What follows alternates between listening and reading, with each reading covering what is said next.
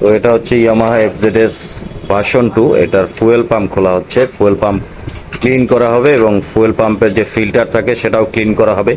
বের করা হোক, আপনাদেরকে সেটাও দেখাবো। তো বিষয়টা হচ্ছে ক্লিন করার কারণ হচ্ছে যে সার্ভিসিংয়ের সময় এই পাম্পগুলো ক্লিন করতে হয়, আর প্রবলেম হয় যেটা টপ স্পিডের সময় গিয়ে পিক আপ ছেড়ে দেয় বা টপ স্পিডটা উঠতে চায় না, বা তখন অনেক সময় মিসিং করে বা ধাক্কা দেয়। এই ধরনের প্রবলেমগুলো এফআইতে হয়ে থাকে।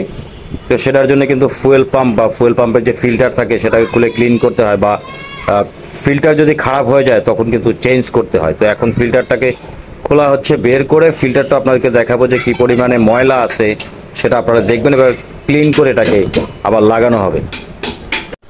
তো এটা হচ্ছে ফুয়েল পাম্প, এই যে খোলা হয়েছে, ভিতরে এখান থেকেই কিন্তু দেখা যায় অনেক ময়লা আছে। আর একটা জিনিস, এই যে চারটা তার জ্যাকগুলো খুলে বের করে ভিতর থেকে ফিল্টার বের করা হবে। এখন হচ্ছে যে খোলা হচ্ছে, ফিল্টার বের করা হবে, ভিতরে যে ফিল্টার সেটা বের করা হলে আপনাদেরকে দেখাই যে ফিল্টার কি পরিমাণ ময়লা থাকে। এবং এগুলো কিন্তু সার্ভিসিং করানোর সময় পরিষ্কার করলে সবচেয়ে ভালো হয়। যে তেলের যে সাপ্লাই যেটা সেটা ঠিকঠাক করে দেখুন, খেয়াল করুন কি পরিমাণে ময়লা। এই যে দেখুন কালো হয়ে গেছে, একদমই কালো হয়ে গেছে।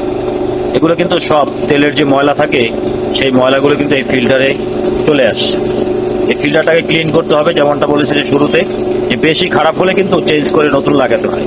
ফিল্টারটা বের করা হোক, এই যে দেখুন, হ্যাঁ, স্টেপ বাই স্টেপ। তো কিভাবে পাম্প খুলতে হয়, খুলে বের করতে হয় সম্পর্কে একটা ভিডিও আমার চ্যানেলে অলরেডি আপলোড করা আছে, ডিটেল ইনফরমেশন দিয়ে। আপনারা চাইলে সেই ভিডিওটা দেখে আসতে পারেন। আর এখানে এই যে ফিল্টারটা, এই যে দেখুন, প্রচুর ময়লা কিন্তু ফিল্টারে আটকে আছে। এটাকে ক্লিন করতে হবে, পরিষ্কার করলে এটা সাদা হয়ে যাবে।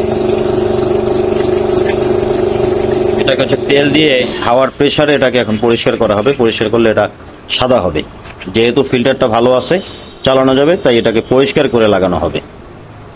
এই যে দেখুন এখানে এখন তেল দেওয়া হচ্ছে ফিল্টারের ভিতরে, উপরের সাইডে ভিতরের দিক থেকে, এই যে ভিতরের যে পাইপ থাকে, পাইপ দিয়ে ভিতরের দিকে তেল দেওয়া হলো। এখন হচ্ছে যে হাওয়ার প্রেসারে হাওয়া দেওয়া হবে। দেখুন কি পরিমাণে ময়লা বের হবে, যেটা সাদা হয়ে যাবে একদম। ফিল্টারটা কিন্তু এরকম সাদা ছিল, এরকম সাদা থাকে, এটা কিন্তু ময়লার কারণে এটা এইভাবে কালো হয়ে যায়। পরিষ্কার করে দিলে বাইকের পারফরমেন্সটা আবার বেড়ে যাবে, বাইকটা চালিয়েও খুব আরাম পাবে, মাইলেজটাও ভালো পাবে, এবং টপ স্পিড যেটা বলেছি সেটাও কিন্তু ঠিকঠাকভাবে আসবে। তো যখনই এই ধরনের কোনো সমস্যা হবে, টপ স্পিডের সমস্যা হবে, তখন অবশ্যই ফুল পাম্পের ফিল্টারটাকে চেক করে দেখবেন। বা স্টার্ট যদি না তাই সেক্ষেত্রে অনেক সময় ফুয়েল পাম্প চেক করে দেখবেন যে তেল আসতেছে কিনা, না আসলে ফিল্টারটাকে খুলে ক্লিন করে দিলে সেটা ঠিক হয়ে যায়।